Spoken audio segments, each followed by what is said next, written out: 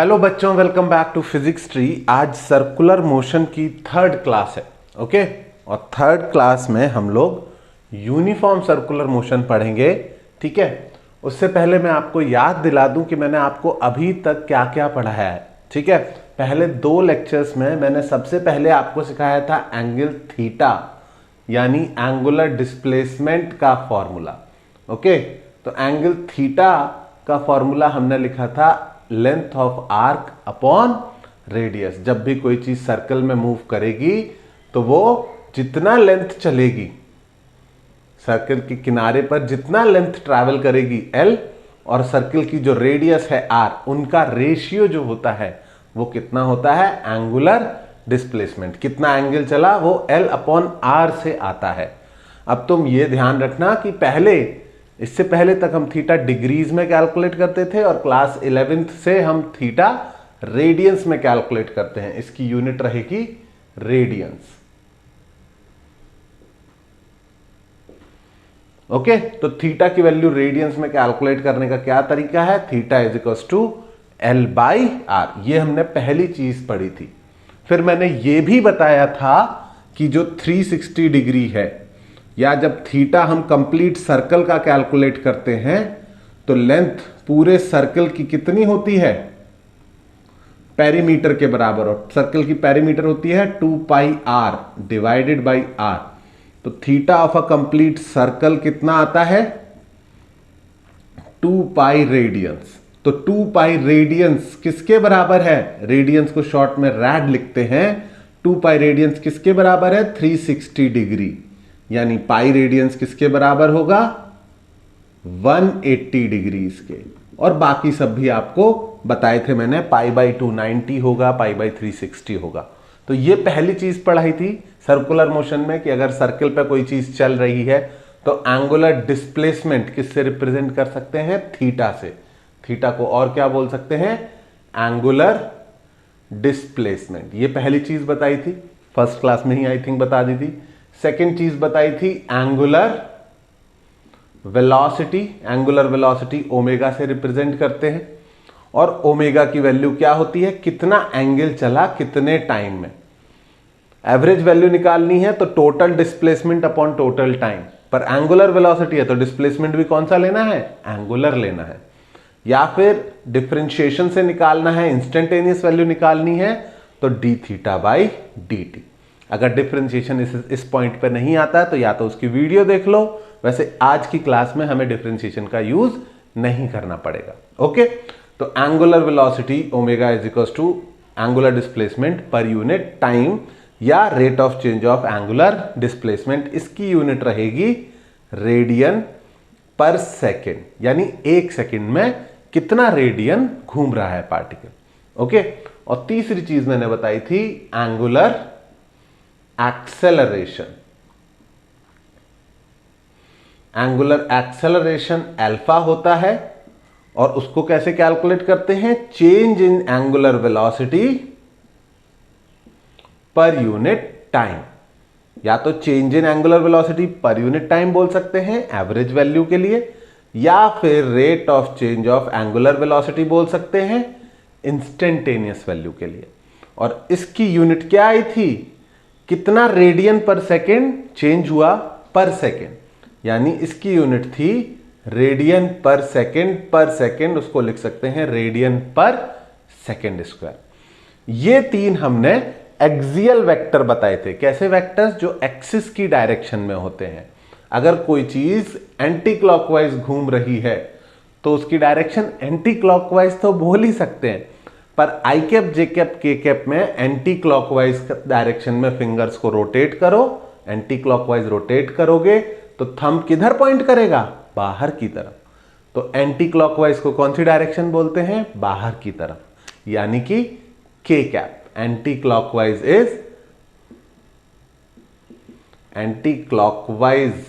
Direction को क्या बोलेंगे, इनमें से कोई भी एंटी क्लॉकवाइज डायरेक्शन में हो तो क्या बोलेंगे, उसको डायरेक्शन बोलेंगे के कैप या पॉजिटिव जेड डायरेक्शन। ओके बच्चों, एंटी क्लॉकवाइज, हाथ को एंटी क्लॉकवाइज फिंगर्स को घुमाना है, राइट हैंड को एंटी क्लॉकवाइज घुमाओगे तो बाहर की तरफ। अगर क्लॉकवाइज होगा तो तुम अपने आप सोच लो, अगर कोई चीज क्लॉकवाइज घूम रही है सर्कल में, ऐसे घूम रही है, तो आप फिंगर्स को कैसे घुमाओगे? क्लॉकवाइज, और थंब आपका किधर पॉइंट करेगा? अंदर की तरफ। तो क्लॉकवाइज बोले तो अंदर, एंटी क्लॉकवाइज बोले तो बाहर।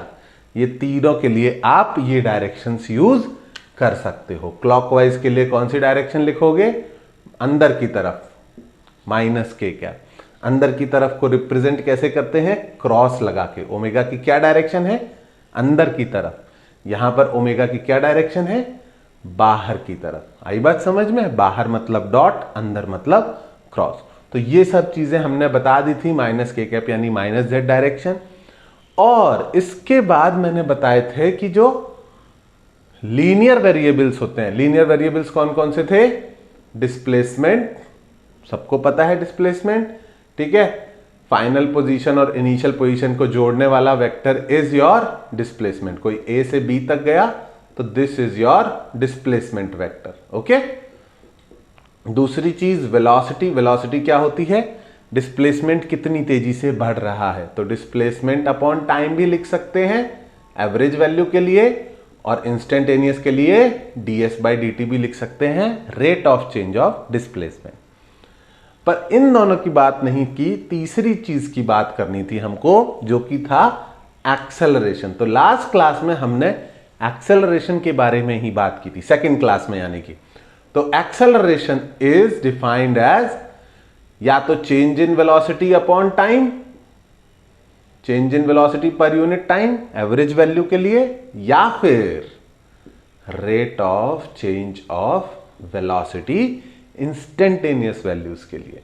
और इसको हम बोलते हैं, इसको हम लिख लेते हैं in fact, rate of change of velocity. Acceleration क्या होता है? Rate of change of velocity, ठीक है। एक्सेलरेशन होता है rate of change of velocity. और हमने ये बताया था कि एक्सेलरेशन के दो जॉब होते हैं। क्या दो जॉब होते हैं? To change magnitude of velocity, velocity की वैल्यू को कम ज्यादा करना होता है, और दूसरा to change direction of velocity. Velocity की डायरेक्शन को चेंज करना होता है। तो मैग्नीट्यूड को जो एक्सेलरेशन का कंपोनेंट चेंज करता है उसको बोलते हैं टेंजेंशियल एक्सेलरेशन, और डायरेक्शन को जो एक्सेलरेशन चेंज करता है उसको बोलते हैं सेंट्रीपेटल या रेडियल एक्सेलरेशन, ओके।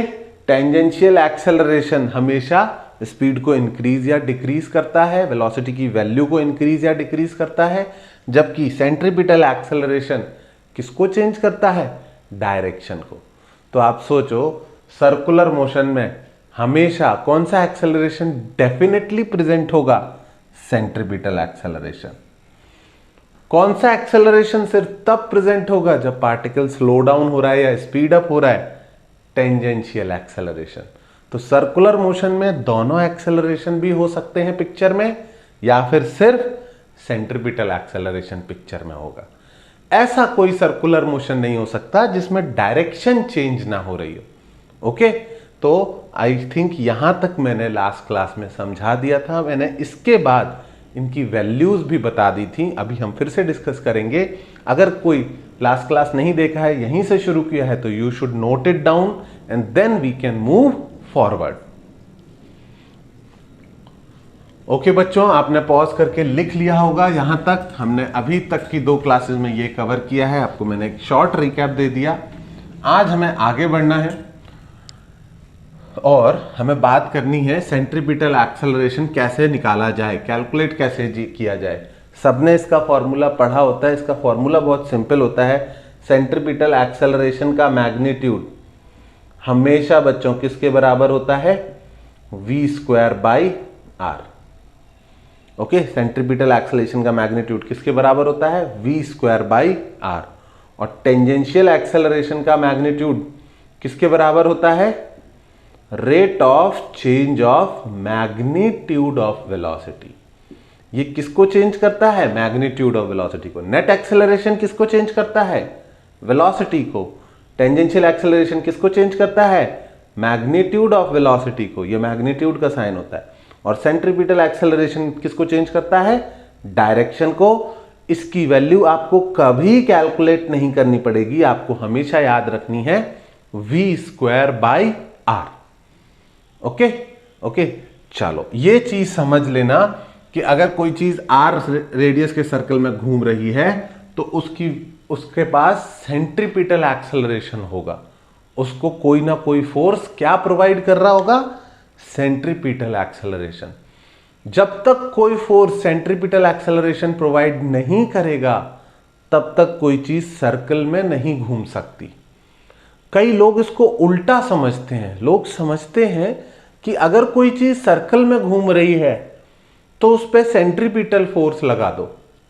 ऐसा नहीं है, उल्टा है कि अगर कोई चीज सीधे जा रही थी और उस पर एक फोर्स लग गया जो हमेशा सेंटर की तरफ है, अगर उस पर सेंट्रीपिटल फोर्स लग गया तो उसका सर्कुलर मोशन शुरू हो सकता है। तो बोले कि सर एक ही तो बात बोल रहे हो, मैं समझाने की कोशिश करता हूं, ध्यान से सुनना। ठीक है, ध्यान से सुनना एकदम। ये है अर्थ, ठीक है, हमारा प्लैनेट अर्थ, और ये है हमारा मून। मून बहुत छोटा होता है एज कंपेयर टू अर्थ, और मून जो है आगे की तरफ जा रहा है वेलोसिटी v से। और हम सबको पता है कि मून जो है अगर घूम रहा है तो वो अर्थ के अराउंड लगभग एक सर्कुलर ऑर्बिट में घूम रहा होता है। लगभग एक सर्कुलर ऑर्बिट, आई नो थोड़ा सा एलिप्टिकल होती है, पर अभी के लिए समझने के लिए काम चला सकते हैं। मून की ऑर्बिट जो है वो 99% क्या बोल सकते हैं हम, सर्कुलर होती है। थोड़ी सी शेप खराब होती है पर चलेगा उतना। तो मून सर्कल में घूम रहा है अर्थ के अराउंड। ठीक है, अब अगर मैं पूछूं क्या आपने ग्रेविटेशनल फोर्स का नाम सुना है? दो हेवनली बॉडीज, दो मैसिव बॉडीज एक दूसरे पर फोर्स लगाती है। तो अगर अर्थ का मास m1 है या अर्थ का मास कैपिटल M है और मून का मास स्मॉल m है, तो अर्थ जो है वो मून पर एक फोर्स लगाएगी और वो फोर्स कितना होगा? F = Gm1m2/r²। सबने सुना होगा ग्रेविटेशनल फोर्स के बारे में। नहीं सुना तो अब से याद रखना। दो हेवनली बॉडीज, दो बॉडीज जिनका मास है m1 m2, वो एक दूसरे पर फोर्स लगाती हैं Gm1 मतलब अर्थ का मास, m2 यानी मून का मास, Gm1m2/r²। ये ग्रेविटेशनल लॉ होता है, यूनिवर्सल ग्रेविटेशनल लॉ। दो ऑब्जेक्ट्स हमेशा एक दूसरे को पुल करते हैं। तो हम मून के बारे में सोच रहे हैं अभी। ठीक है, मून के ऊपर अर्थ ने कितना फोर्स लगाया? Gm1m2/r²। इसके अलावा आपको यह भी पता है कि मून जो है एक r रेडियस के सर्कल में अर्थ के अराउंड घूम रहा है। तो अब मैं अगर आपसे पूछूं कि नेट फोर्स ऑन मून कितना है, मून पर कौन कौन से फोर्स लग रहे हैं, तो कुछ लोग बोलेंगे कि सर मून के ऊपर फोर्स लग रहा है ये। ठीक है, कौन सा फोर्स? Gravitational force. और कुछ लोग बोलेंगे कि सर मून के ऊपर फोर्स लगा रहा है एक तो ग्रेविटेशनल और दूसरा centripetal, mass into centripetal acceleration which is mv²/r।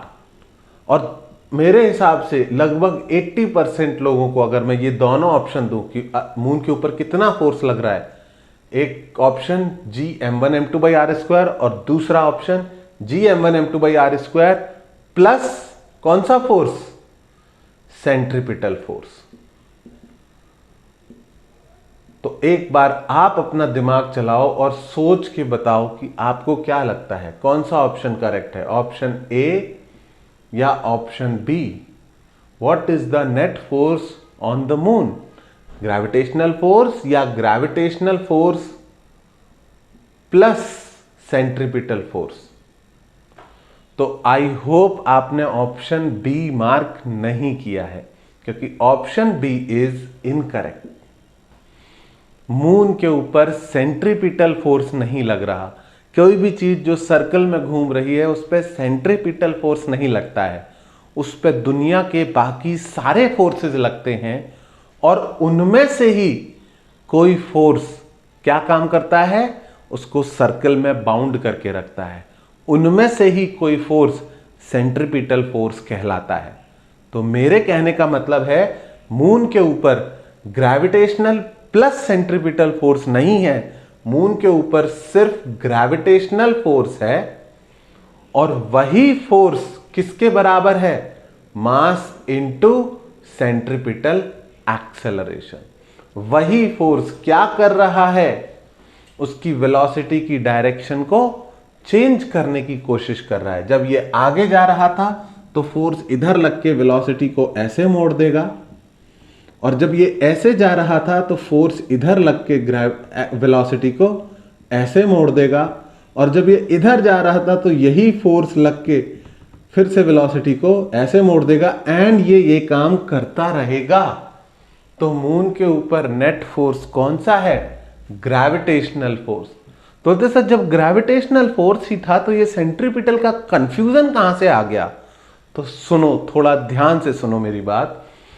अगर कोई चीज सर्कल में घूम रही है तो उसकी वेलोसिटी की डायरेक्शन डेफिनेटली चेंज हो रही है, और अगर डायरेक्शन चेंज हो रही है तो उसके पास डेफिनेटली कौन सा एक्सेलरेशन है, सेंट्रीपिटल एक्सेलरेशन, जिसकी वैल्यू कितनी होती है, v²/r, जिसकी वैल्यू कितनी होती है, ए के आगे बच्चों छोटा सा c बनाना, ठीक है, ए के आगे छोटा सा c, तो उसकी वैल्यू कितनी होती है, v²/r। तो इस केस में this is the net force on the moon. समझ रहे हो, gravitational force is the net force on the moon, और कोई फोर्स नहीं है।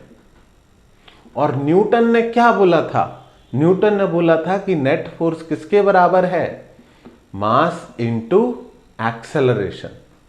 न्यूटन ने यह नहीं बोला था कि ma फोर्स लग रहा है, न्यूटन ने बोला था नेट फोर्स की वैल्यू किसके बराबर होगी, मास इनटू एक्सेलरेशन के। तो बच्चों यहां पर नेट फोर्स कितना है, Gmm/r²,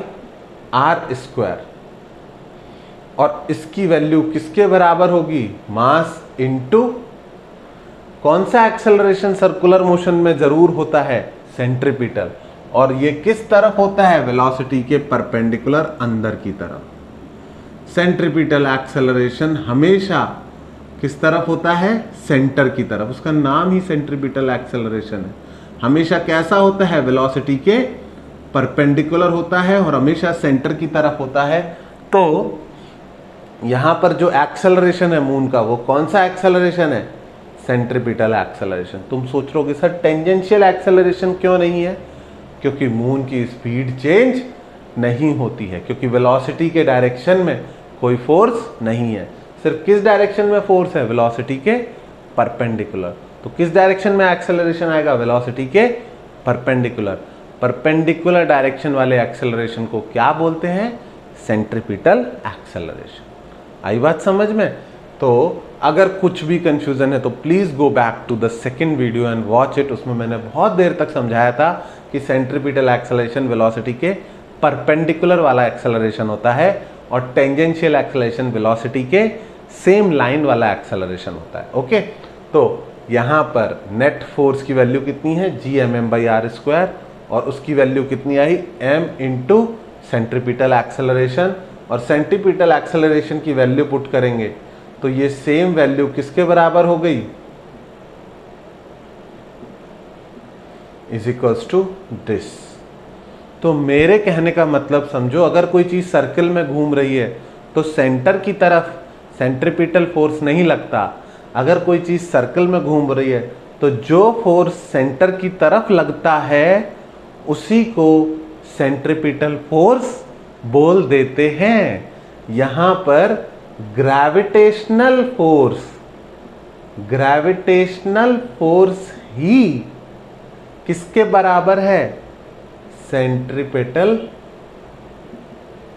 फोर्स। यहां पर ग्रेविटेशनल फोर्स ही सेंट्रीपिटल फोर्स है। और सेंट्रीपिटल फोर्स क्या प्रोवाइड करता है? सेंट्रीपिटल एक्सेलरेशन प्रोवाइड करता है। आई बात समझ में?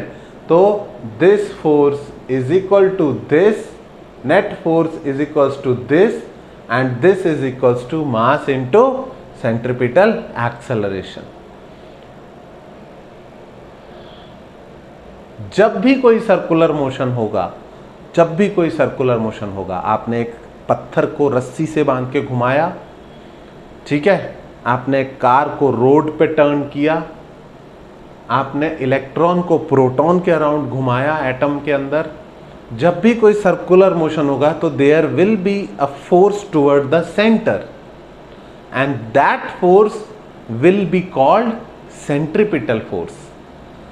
गलती क्या हो रही है कि लोग उस फोर्स को तो लगा ही देते हैं और साथ में mv²/r और लगा देते हैं, बोलते ये तो सेंट्रीपिटल फोर्स होता ही है, और वहीं पे सारा कंफ्यूजन क्रिएट हो रहा है। ओके, तो अभी के लिए आपको सिर्फ क्या समझना है? अभी के लिए आपको सिर्फ ये समझना है, इसको लिखने की जरूरत नहीं, हम इस केस को अलग से पढ़ते हैं, इसके ऊपर पूरा चैप्टर ही है ग्रेविटेशनल फोर्स, तो इसको हम वहाँ काफ़ी डिटेल में पढ़ते हैं, सैटेलाइट की वेलोसिटी वगैरह सीखते हैं। अभी के लिए इस चैप्टर में अपने को काफ़ी सिंपल तरह के सर्कुलर मोशन सीखने हैं, तो वो सीखने के लिए आपके दिमाग में क्या क्लियर होना चाहिए कि अगर कोई चीज़ सर्कल में घूम रही है, अगर कोई भी चीज़ सर्कल में घूम रही है, ठीक है, और सर्कुलर मोशन पहले कौन सा पढ़ रहे हैं हम? Uniform circular motion.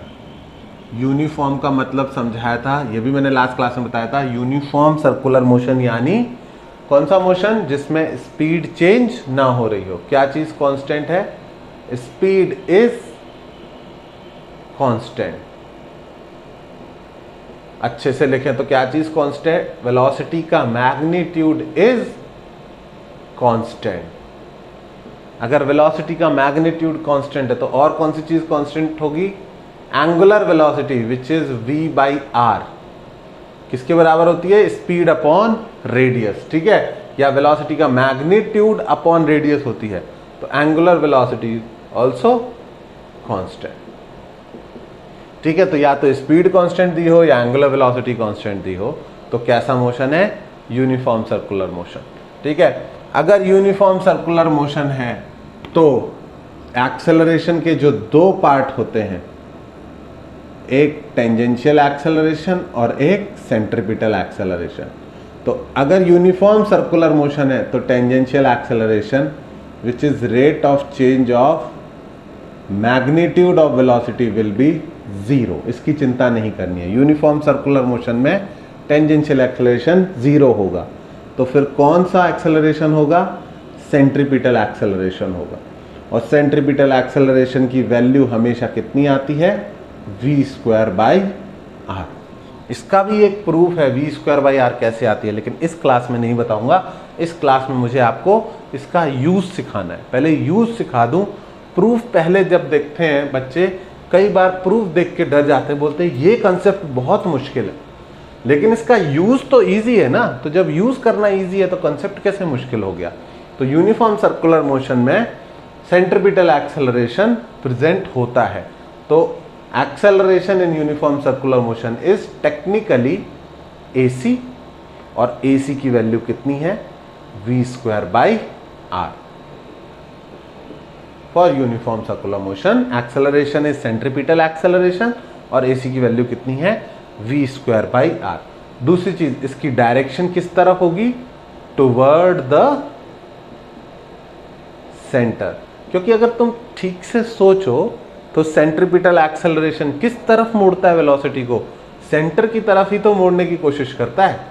ये आगे जा रहा है, वेलोसिटी किस तरफ है? आगे की तरफ। पर एक्सेलरेशन किस तरफ है?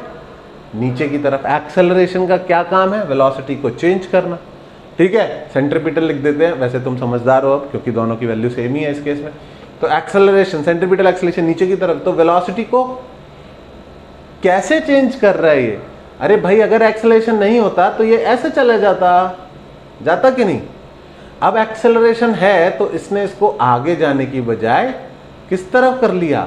ऐसे कर लिया, थोड़ा सा रोक लिया ऐसे, ठीक है। अभी भी अगर एक्सेलरेशन सेंटर की तरफ है तो अब इसको इधर जाने की बजाय कैसे कर लेगा, इस तरफ मोड़ लेगा।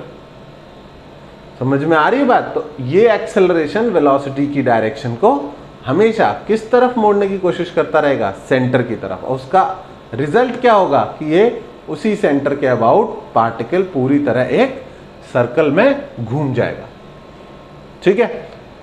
तो यूनिफॉर्म सर्कुलर मोशन में हमको क्लियर होना चाहिए कि एक्सेलरेशन कितना होता है, v²/r टुवर्ड द सेंटर, ठीक है। और इस एक्सेलरेशन को जो भी फोर्स प्रोवाइड करेगा उस फोर्स की वैल्यू किसके बराबर आएगी, the force providing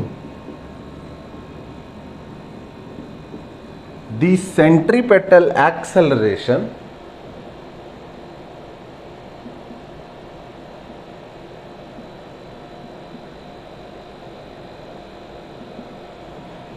is often called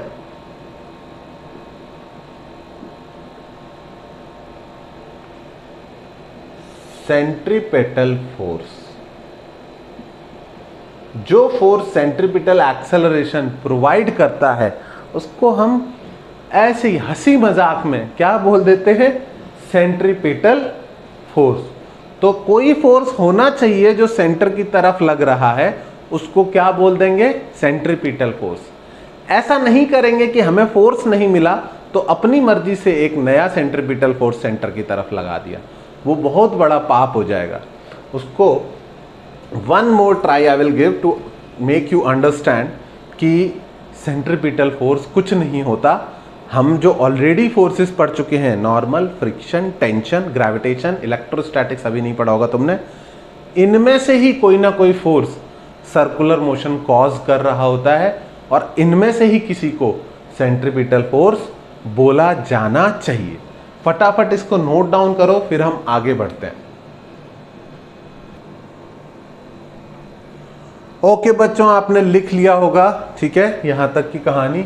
अब हमें आगे बढ़ने की जरूरत है और यूनिफॉर्म सर्कुलर मोशन अलग अलग टाइप का होता है, अलग अलग केसेस होते हैं, अलग अलग forces uniform circulation motion cause करते हैं। तो हमें उन सभी फोर्सेस के बारे में एक एक करके पढ़ना है। उससे पहले let me give you one case जो आपको कॉमन सेंस से समझ में आना चाहिए। कॉमन सेंस क्या कहता है कि अगर आपके पास एक बहुत ही अच्छी क्वालिटी की स्मूथ टेबल है, ठीक है, आपके पास एक बहुत ही अच्छी क्वालिटी की एकदम स्मूथ टेबल है और उस पर आपने क्या किया, धागे से एक ब्लॉक को बांध दिया, ठीक है, एक डब्बे को धागे से बांध दिया, बहुत ही स्मूथ टेबल है। और फिर आपने क्या किया, उसको आगे की तरफ ऐसे करके हिट कर दिया, आगे की तरफ हिट कर दिया, मतलब आपने हिट तो इस तरफ किया है और ये एंड धागे का आपने फिक्स कर दिया। तो एक एंड आपने थ्रेड का फिक्स कर दिया और सामने की तरफ हिट कर दिया। तो क्या लगता है बच्चों, क्या ये ऐसा चला जाएगा सीधा सीधा अपना मोशन को, इनर्शिया को मेंटेन करता हुआ? क्या ये छोटा सा बॉक्स सीधा सीधा आगे चला जाएगा? नहीं, बिल्कुल भी आगे नहीं जा पाएगा। क्यों नहीं जा पाएगा? क्योंकि ये जो आपने थ्रेड बांधा है, जो स्ट्रिंग आपने बांधी है, वो क्या करेगी, वो इसको आगे जाने से रोक लेगी। ये स्ट्रिंग इसको आगे जाने से रोक लेगी और अगर रोक लेगी तो व्हाट विल हैपन, रोक लेगी तो ये आगे जाने की बजाय ऐसे एक सर्कल में घूम जाएगा, इस तरह से घूमने लग जाएगा, गोल गोल गोल गोल गोल गोल, ठीक है। और जब ये इस तरह से सर्कल में घूम रहा होगा तो आप सोचो कि इसके ऊपर कौन कौन से फोर्सेस लग रहे हैं, ठीक है। इसके ऊपर कौन कौन से फोर्सेस लग रहे हैं बच्चों? नीचे की तरफ ग्रेविटी, पर ये टेबल के अंदर नहीं घुसेगा क्योंकि टेबल इसको एक सपोर्ट फोर्स दे रही होगी, एक सपोर्ट प्रोवाइड कर रही होगी, उसको बच्चों बोलते हैं नॉर्मल रिएक्शन। तो नीचे जाने से इसको किसने रोका? नॉर्मल रिएक्शन ने, mg ने नीचे खींचा पर नॉर्मल ने इसको रोक दिया। फिर आपने इसको हिट किया था तो इसको वेलोसिटी मिली थी, तो ये आगे जाना चाह रहा था, लेकिन आगे जाने से इसको किसने रोका? ये जो स्ट्रिंग है ना, ये जैसे ही टॉट होगी, टाइट हो जाएगी, वैसे ही ये इस ब्लॉक पर एक फोर्स लगा देगी। बच्चों, रस्सी के फोर्स को बोलते हैं टेंशन फोर्स। तो ये ब्लॉक जो है आगे नहीं जा पाएगा, इनफैक्ट रस्सी इसको घुमा देगी और ये सर्कल में ऐसे ऐसे घूमने लग जाएगा। ठीक है, यहां तक बात समझ में आती है कि ये सर्कल में घूमने लग जाएगा। अब ये क्वेश्चन नीट 2019 का है और इसे तुम पहली क्लास में ही सॉल्व कर सकते हो अगर थोड़ा सा सोचो तो।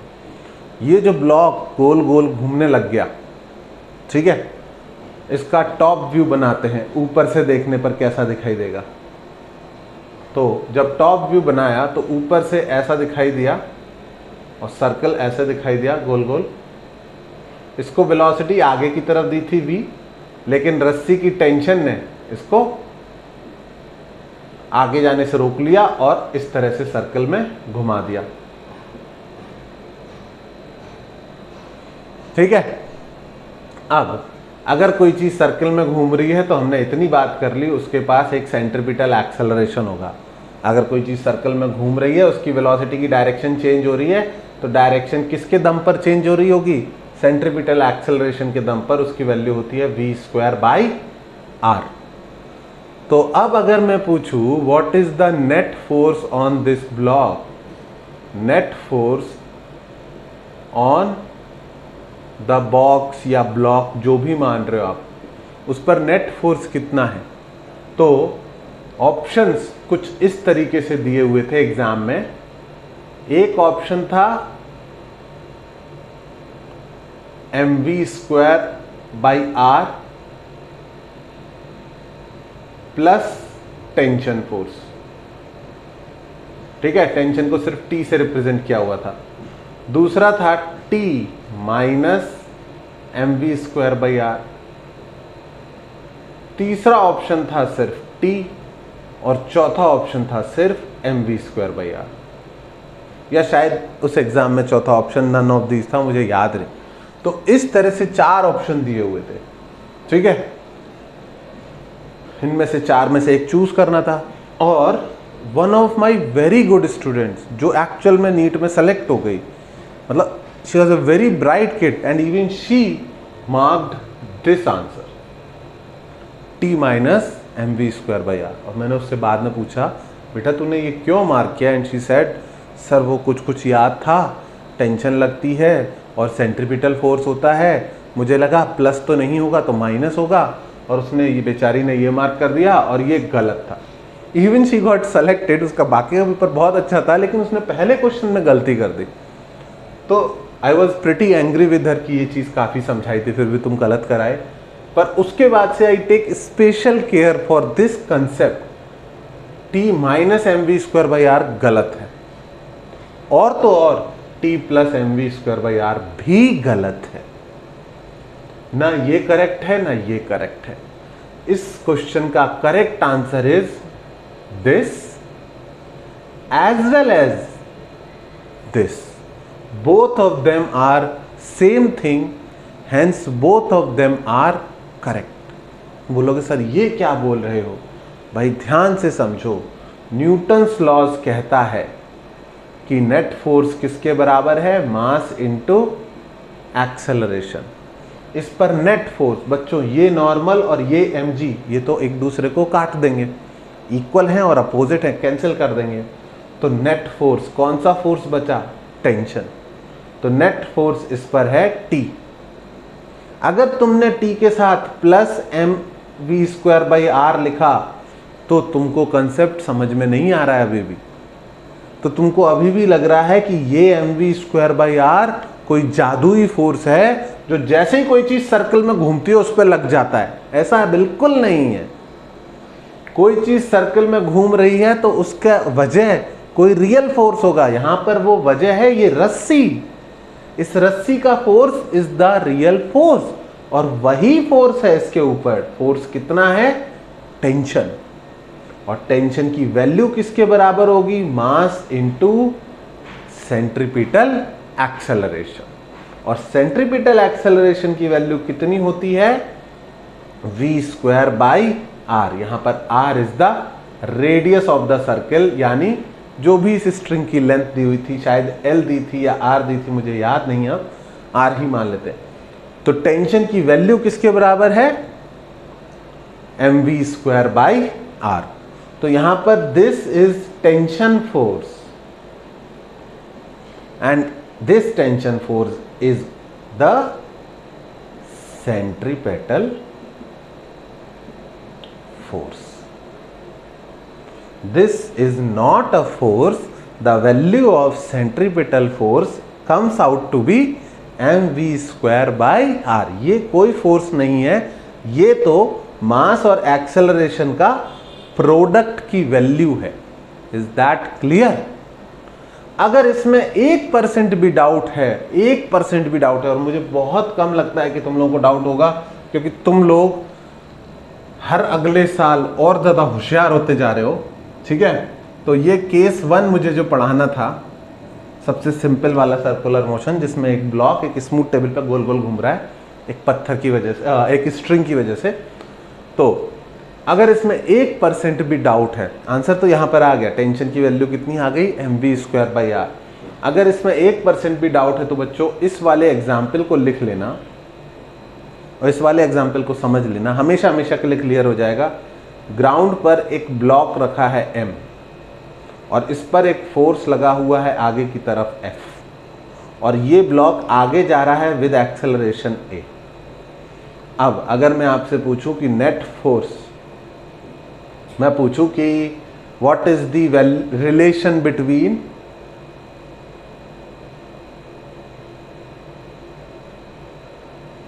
F एंड A, फोर्स और एक्सेलरेशन में क्या रिलेशन होगा? तो तुम फट से बोलोगे सर नेट फोर्स होता है मास इनटू एक्सेलरेशन।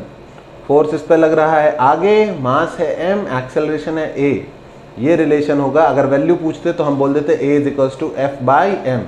इससे ज़्यादा सोचने की ज़रूरत नहीं है। कितना फट से तुम्हारे दिमाग में आया कि नेट फोर्स सर F होता है, आगे F लग रहा है।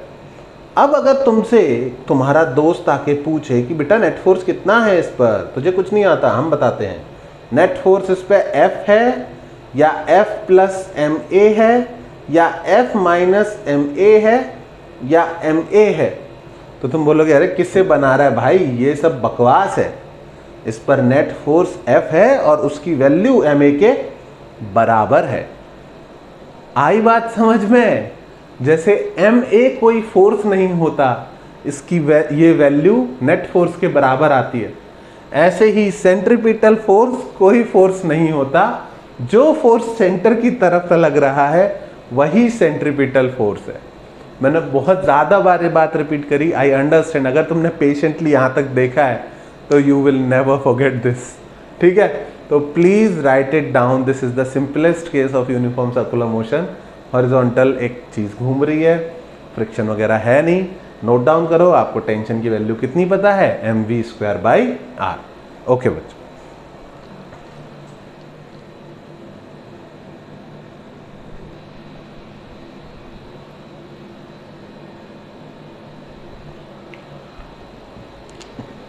ओके बच्चों, एक सिंपल क्वेश्चन करते हैं पहले,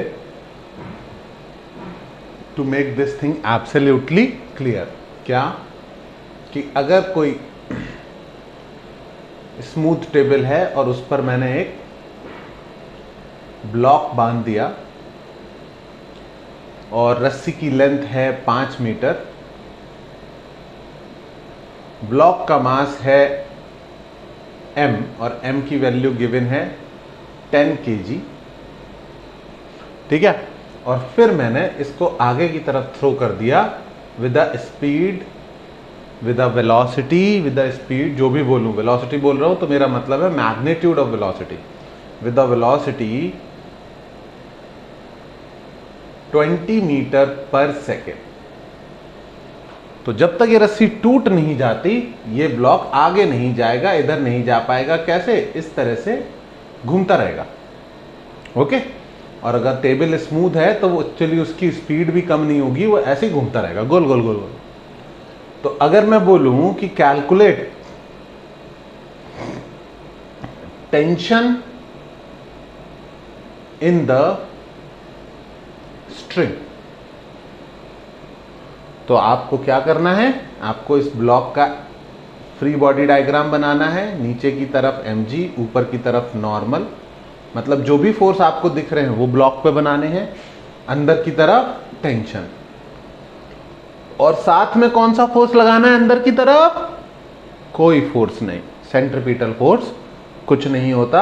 अगर कोई चीज सर्कल में घूम रही है तो सेंटर की तरफ उसका एक एक्सेलरेशन होता है जिसको बोलते हैं सेंट्रीपिटल एक्सेलरेशन, और जो भी फोर्स सेंटर की तरफ है यूजुअली वही जिम्मेदार होता है टू प्रोवाइड सेंट्रीपिटल एक्सेलरेशन, और उसी को सेंट्रीपिटल फोर्स बोला जाता है।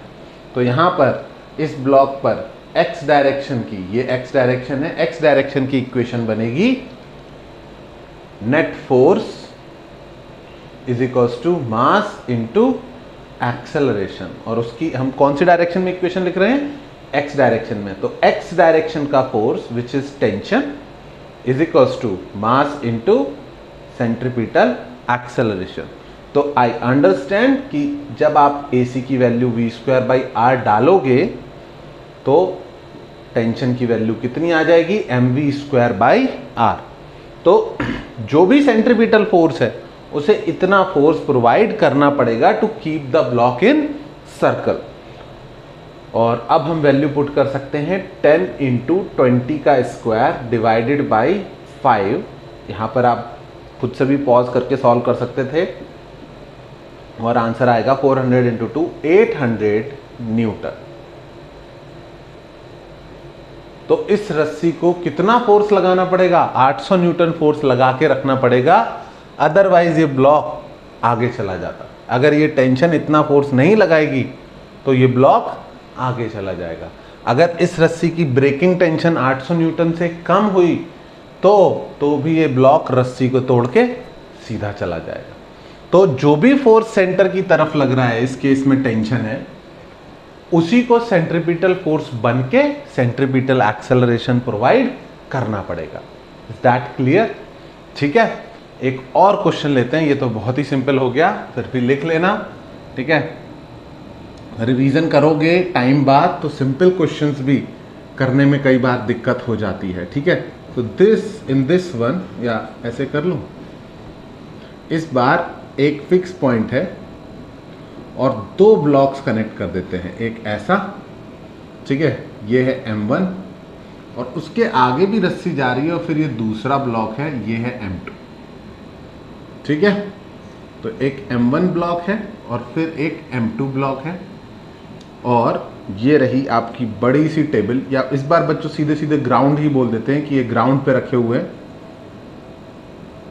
और ग्राउंड इज एकदम स्मूथ, ठीक है। और हमने दो रस्सी के पार्ट हो गए, एक जो इस फिक्स पॉइंट और M1 को जोड़ रहा है, और एक M1 को M2 से जोड़ रहा है, ठीक है। और हम इस पूरे सिस्टम को गोल गोल घुमा रहे हैं विद एंगुलर वेलोसिटी ओमेगा, मतलब ये इस सर्कल में घूम रहा है, और थोड़ा सा फ्लैट सर्कल बनाना चाहिए जिससे लगे कि हाँ 3D में घूम रहे हैं। ये इस सर्कल में घूम रहा है और ये इस सर्कल में घूम रहा है, ठीक है। तो इस तरह से सिचुएशन है एग्जाम्पल 2। एग्जाम्पल 1 लिख लिया होगा आपने, आप पॉज करके लिख सकते हो किसी भी टाइम।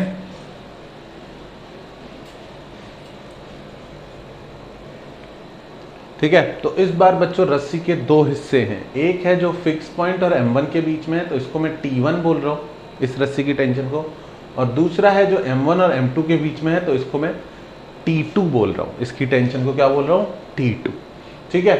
दोनों एक सर्कल में घूम रहे हैं, तो यूनिफॉर्म सर्कुलर मोशन, जहां भी हेडिंग आपने डाली थी, अगर आप वहीं पर लिख देते हो AC = v²/r, बहुत अच्छी चीज़ होगी, इसको हम बहुत ज़्यादा यूज़ करते हैं। v²/r के अलावा एक और फॉर्मूला इसका बनता है, v को हम क्या पुट कर सकते हैं, ω/r का स्क्वायर/r। तो दूसरा बड़ा अच्छा फॉर्मूला आता है इसका ω²r। जब क्वेश्चन में v गिवन हो तो v²/r यूज करो, और जब क्वेश्चन में ओमेगा गिवन हो तो ω²r यूज करो। तो जैसा क्वेश्चन में गिवन है वैल्यूज, उसी तरीके से आप उनमें से ही कोई एक फॉर्मूला यूज कर सकते हो। ठीक है, तो अब आपका काम क्या है, आपका जॉब इतना सा है कि दोनों ब्लॉक पर नेट फोर्सेस लिखने की कोशिश करो। ये जो बाहर वाला ब्लॉक है M2, इस पर कौन कौन से फोर्स होंगे, नीचे की तरफ M2G, उसको कौन कैंसिल कर देगा, ऊपर लगने वाला normal from the ground. Ground हमेशा एक सपोर्टिंग फोर्स देता है, ओके। और ग्राउंड अगर कोई इमेजिन नहीं कर पा रहा हो तो ऐसे सोच लेना कि दिस इज ग्राउंड, ओके। यहां पर इसके ग्राउंड के ऊपर घूम रहा है, ऐसे ऐसे हवा में नहीं घूम रहे हैं अभी। तो इस पर M2 पर नीचे ग्रेविटी, ऊपर नॉर्मल लग रहा है, ठीक है। लेकिन M2 एक सर्कल में घूम रहा है, तो इसका एक्सेलरेशन कौन सा होगा, अंदर की तरफ सेंट्रीपिटल एक्सेलरेशन, ठीक है। AC की जगह इस बार A2 ही लिख दे रहा हूं, तुम ध्यान रखना ये कौन सा एक्सेलरेशन है, सेंट्रीपिटल, ओके। और ये जो गोल गोल घूम रहा है, ये जो स्ट्रेट लाइन में जाने से रुक रहा है, कौन सा फोर्स है जो इसको रोके हुए है सर्कल में, इस तरफ लगने वाली रस्सी की टेंशन। कौन सा फोर्स है, T2। तो M2 को वो रस्सी रोके हुए है इस सर्कल में, तो T2 is actually causing centripetal acceleration, ठीक है। ये हो गया पहला स्टेप। दूसरा, क्वेश्चन में ये वाली लेंथ दी हुई थी L और ये वाली लेंथ दी हुई थी L, ठीक है। और क्वेश्चन में जहां तक मुझे याद है M1 की वैल्यू दी हुई थी M एंड M2 की वैल्यू दी हुई थी 3M। तो ये मासेस भी पता है हमको, लेंथ भी पता है, और हमको क्या कैलकुलेट करना था, calculate T1 and T2। Tension दोनों रस्सियों में कैलकुलेट करनी है। तो मैंने आई थिंक बच्चों काफी मदद कर दी आपकी, मैंने आपको सारी वैल्यूज दे दी, मैंने आपको एक ब्लॉक का फ्री बॉडी डायग्राम भी बना के दे दिया। आपको अब क्या करना है, दूसरे ब्लॉक का फ्री बॉडी डायग्राम बनाना है, और फिर दोनों की क्या लिखनी है, इक्वेशन। कौन सी equation, net force is equals to mass into acceleration. किस डायरेक्शन में, एक्स डायरेक्शन, ठीक है। तो दोनों ब्लॉक्स की इक्वेशन लिखनी है, कौन सी डायरेक्शन में, एक्स डायरेक्शन में। तो एक्स डायरेक्शन में M2 के ऊपर बच्चों कौन कौन से फोर्स लग रहे हैं, ठीक है। आप पॉज करके खुद से ट्राई कर सकते हो इस पॉइंट पर। एक्स डायरेक्शन में M2 के ऊपर कौन कौन से फोर्सेस लग रहे हैं, तो एक्स डायरेक्शन ये वाली होती है हॉरिजॉन्टल डायरेक्शन। तो हॉरिजॉन्टल डायरेक्शन में सिर्फ एक फोर्स है, कौन सा, T2। क्या सेंटर की तरफ कोई सेंट्रीपिटल फोर्स भी है, नहीं, यही रस्सी ही सेंट्रीपिटल फोर्स है। तो एक ही फोर्स है, कौन सा, T2। और इसकी वैल्यू किसके बराबर होगी, मास इनटू एक्सेलरेशन। और ये A2 जो है सेंट्रीपिटल एक्सेलरेशन है, तो इसकी वैल्यू कितनी लिख सकता हूं, M2 की वैल्यू मैं वहां से लिख रहा हूं 3M, और A2 की वैल्यू कौन सी लिख सकता हूं बच्चों, V²/R भी कर सकते हैं, ω²R, लेकिन इस बार क्वेश्चन में ओमेगा गिवन है, तो let's use ω²R। And what is the radius of M2। M2 जिस सर्कल में घूम रहा है उसकी रेडियस कितनी दिख रही है तुमको, तो आई थिंक तुमको दिख जाएगी कि A2 में ω²R में इस बार R की वैल्यू कितनी पुट करनी चाहिए, 2L। और फाइनल आंसर आ गया 6M ω²L। ये आ गई tension in this history. Is that clear to everyone. अब दूसरे ब्लॉक की भी बात कर लेते हैं। दूसरा ब्लॉक कौन सा है, ठीक है, दूसरा ब्लॉक है बच्चों M1। M1 पर कौन कौन से फोर्स लग रहे होंगे, इधर देखो, नीचे की तरफ हर चीज पे ग्रेविटी लगती है, ऊपर की तरफ हर चीज जो जमीन से टिकी हुई है उस पर नॉर्मल भी लगता है, ठीक है। और सेंटर की तरफ टेंशन T1। M1 को कौन घुमा रहा है सर्कल में, कौन रोके हुए है सर्कल में, ये टेंशन M1 को सर्कल में घुमा नहीं रही है। इनफैक्ट ऐसा बोल सकते हैं कि ये सर्कल में रोके हुए है। घुमाने का काम किसने किया होगा? जिसने आगे की तरफ हिट किया होगा। टेंशन का जॉब क्या है? उसको सर्कल में बनाए रखना। ओके, तो M1 पर आगे की तरफ लग रहा है टेंशन T1 सेंटर की तरफ, लेकिन ये वाली रस्सी भी कनेक्टेड है, और रस्सियां जो होती हैं वो हमेशा कैसा फोर्स लगाती हैं? Pulling force. वो कभी धक्का नहीं देती किसी चीज को, हमेशा खींचती हैं चीजों को। तो M1 पर सेंटर की तरफ T1 लग रहा है और सेंटर से अवे कौन सा फोर्स लग रहा होगा? T2। ये रस्सी दोनों एंड्स पर अंदर की तरफ फोर्स लगाएगी। रस्सियां ऐसे ही करती हैं बिहेव। दो लोग रस्सी को पकड़ के खींच रहे हैं ना, तो रस्सी दोनों को अंदर की तरफ पुल करने की कोशिश करती है। ओके, तो M1 पर अंदर की तरफ T1, बाहर की तरफ T2। और एक्सेलरेशन, सेंट्रीपिटल एक्सेलरेशन हमेशा किस तरफ होता है? सेंटर की तरफ। तो ये हो गया A1। This A1 is also centripetal force.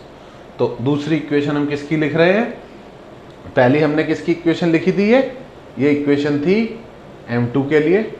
अब हमें किसके लिए इक्वेशन लिखना है? M1 के लिए। तो मेरे पास स्पेस की कमी नहीं है। M2 की इक्वेशन ये, M1 की इक्वेशन यहां पे लिख रहा हूं बच्चों। M1 के ऊपर अंदर की तरफ कितना फोर्स है? T1, बाहर की तरफ T2। ये हो गया क्या? Net force. नेट फोर्स अंदर की तरफ T1, बाहर की तरफ T2। एक्सेलरेशन किस तरफ है? अंदर की तरफ। तो इनमें से कौन सा बड़ा होगा? ऑब्वियस सी बात है T1 बड़ा होगा। तो T1 minus T2 is equals to mass into acceleration. T1 minus T2 is equals to mass into acceleration. T1 minus T2 की वैल्यू कितनी है? 6m omega square L minus और इक्वल टू M1 की value कितनी है? m, और omega square R की value कितनी है? इसका सर्किल M1 का सर्किल जो है उसकी रेडियस सिर्फ L है, तो यहाँ पर L पुट कर देते हैं और T1 की वैल्यू आ गई 7m ओमेगा स्क्वायर L। तो बच्चों ये क्वेश्चन है अच्छे लेवल का। इसमें आपको 1.5 मिनट भी लग सकता है। अगर आप बिना एक्सप्लेन किए करोगे तो शायद जल्दी कर लोगे। तो please note it down and please try to understand कि सेंट्रीपिटल फोर्स कुछ नहीं होता। कुछ फोर्सेस हैं, उनमें से जो सेंटर की तरफ हैं, ठीक है, उनका जितना हिस्सा सेंटर की तरफ है वही सेंट्रीपिटल फोर्स कहा जा सकता है, वही सेंट्रीपिटल एक्सेलरेशन प्रोवाइड करेगा। यहाँ पर टेंशन इसको सर्कल में घुमा नहीं रही है, टेंशन इसको सर्कल में रोक रही है। ओके, घुमाना शुरू किसी और फोर्स ने किया था। ओके, जिसने भी इन दोनों को आगे की तरफ हिट किया होगा, ऐसे ऐसे आगे की तरफ हिट किया होगा, तब ये घूमना शुरू हुए, वो किसी और फोर्स का काम रहा होगा। तो centripetal force is actually the component of other forces toward the centre which keeps the body going in a circle. इसको लिख लो। इसके आगे हमको 3-4 केसेस और पढ़ने हैं, पर वो मैं नेक्स्ट लेक्चर में पढ़ाऊंगा।